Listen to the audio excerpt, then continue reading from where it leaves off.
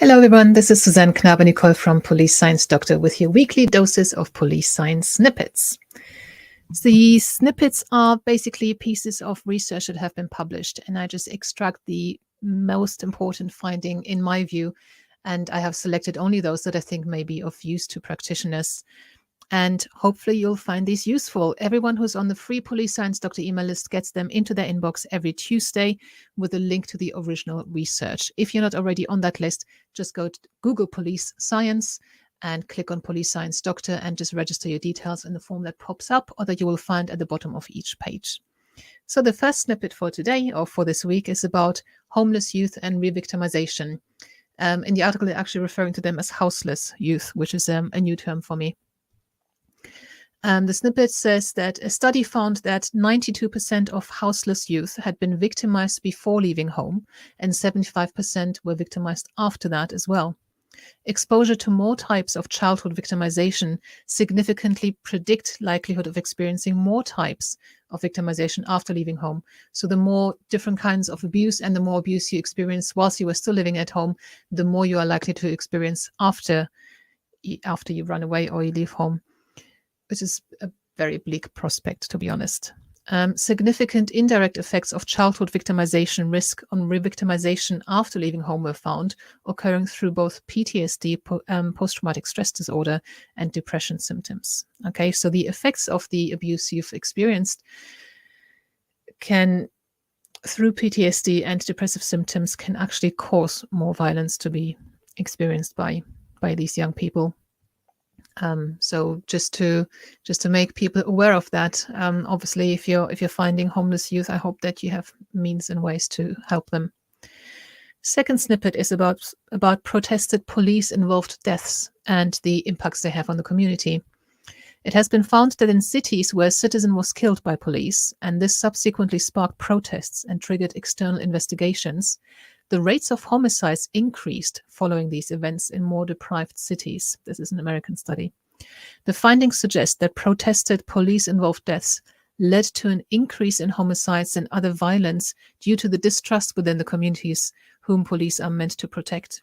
So we know that police legitimacy and the level of perceived police legitimacy have an impact on the law-abiding, I don't know what the noun is, the amount of law abiding that people do. So basically, if you see the police as legitimate, you will commit less crime than somebody who does not see the police as legitimate. Obviously, when the legitimacy has been called into question through a police-involved death, an external investigation, protests, not only does that cause people to commit more crime based on previous research, but also this study found that there is more homicide going on amongst. So it's not necessarily attacks on the police, but attacks amongst each other. Obviously, the police is highly reliant on people coming forward and reporting crime and being witnesses. And the third and final snippet for today is about the impact of questions on reports of sexual victimization. So when questioning young adults about their experiences of sexual victimization, it was found that the victimization rate through verbal pressure was reportedly higher when verbal pressure questions were asked first. And that was for both male and female victims. Victimization rates through the threat or use of force were higher in the force first than in the force last condition for women.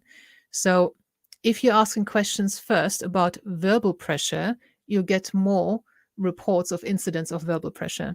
However, if you ask questions about use of force first and then verbal pressure, you'll get more reports of use of force.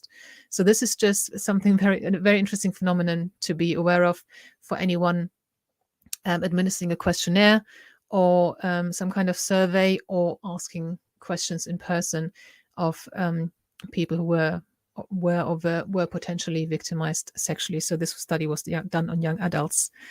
These are the snippets for today. I hope there was something useful in there for you. If you are on the email list, not only do you get these in per week, this was snippet number 95. This has been going on for 95 weeks. But you also get access to the password protected read page on the Police Science Doctor website. There is a listen, watch, learn and read page on the website, and the read page is password protected. So only those that are actually on the email list, get the password to that. You can then download all the previous 94 PDFs with 3 snippets each. Okay, I hope that was of use to you, and I will see you next time. Thank you very much. Bye-bye. Thank you for watching. I hope you found this content useful. You can get access to each episode's transcript with key learning points, timestamps, and references if you get yourself onto my mailing list.